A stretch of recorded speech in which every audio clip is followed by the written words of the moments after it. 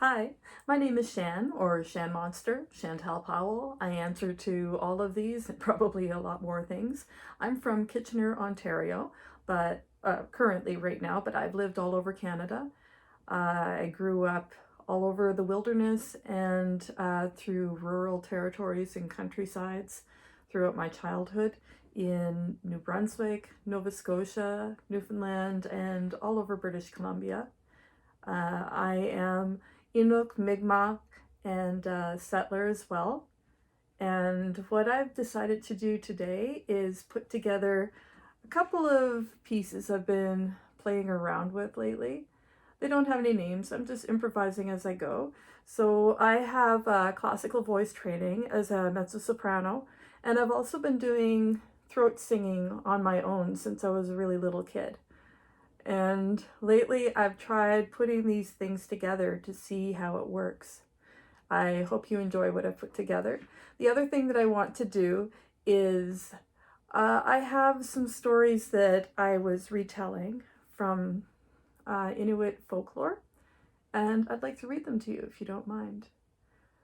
The first one's called Kiviuch and the Spider Woman, and I apologize in advance for my Inuktitut. I only speak it a very little bit.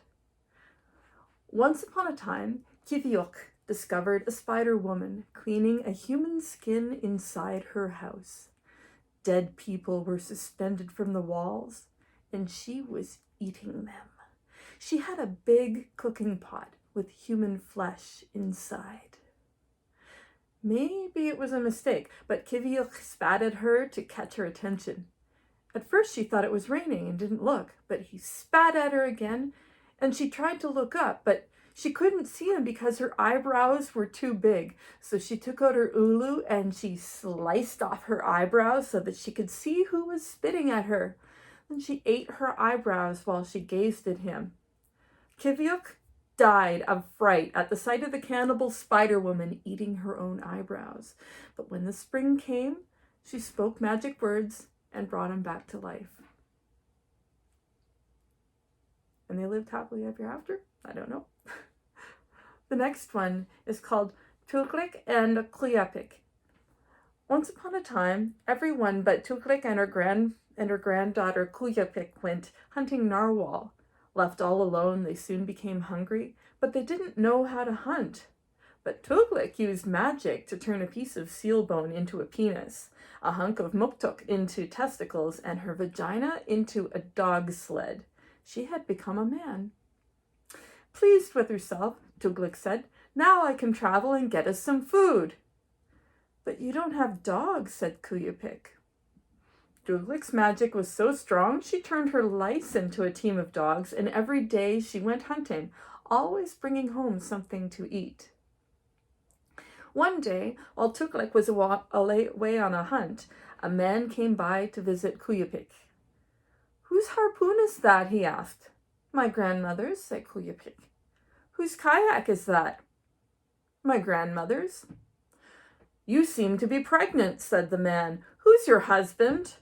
"My grandmother," said Kluyapik. "I will be a better husband," he said. And so she packed up her things and moved to a new village with her new husband. When Tuklik came home and found she was alone, she saw no point in being a man anymore, so she used her magic to become an old lady with a vagina instead of a dog sled. The next one is called Blubber Boy. Once upon a time, there lived a girl whose lover drowned at sea. No one could make her happy. She cried and cried. And finally, she took a chunk of muktuk and carved it into the shape of her lost love. She did a fine job, and it looked just like him. She wished with all her might that the blubber were her lover, and she rubbed it round and round her genitals till suddenly it became alive. There he stood in front of her, as handsome as ever. She took him to her parents and said, "See, he isn't dead." She was given permission to marry, and they moved to a small house. When it got too warm, Blubber Boy became weary, and he'd say, "Rub me." And so she would rub him on her genitals and revive him. One day he went hunting seals. When he was paddling back in his kayak, the sun made him sweat and he melted smaller and smaller. When he stepped out of his kayak, he collapsed into a little pile of melted blubber.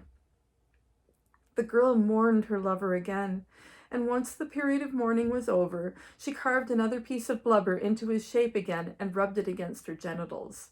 All of a sudden, he stood before her saying, "Rub me again." And I have one more story. This one's called Sun Woman and Moon Man.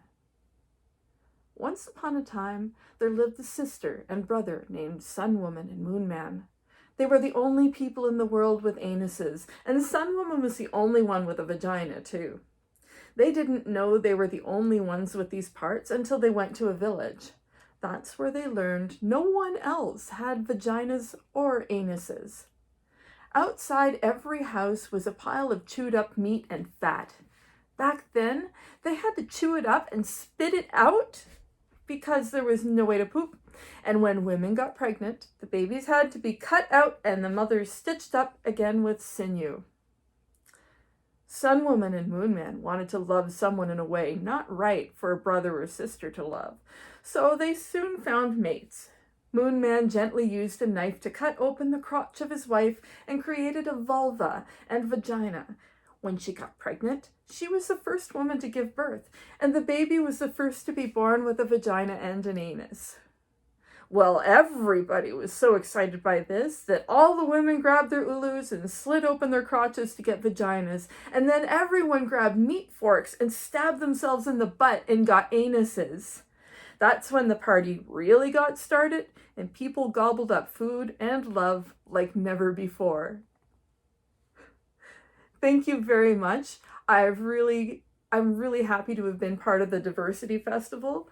I hope you enjoyed those stories. Again, my name is Chantal Powell, or the Shan Monster, and I'm in Kitchener, Ontario.